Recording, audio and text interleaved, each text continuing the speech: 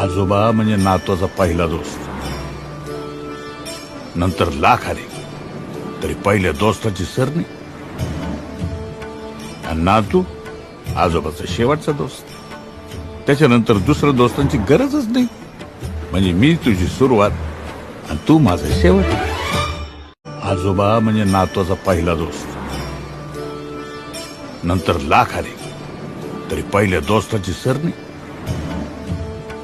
आणि नातू आजोबाचा शेवटचा दोस्त. त्याच्यानंतर दुसऱ्या दोस्तांची गरजच नाही. म्हणजे मी तुझी सुरुवात आणि तू माझा शेवट. आजोबा म्हणजे नातवाचा पहिला दोस्त. नंतर लाख आले तरी पहिल्या दोस्ताची सर नाही.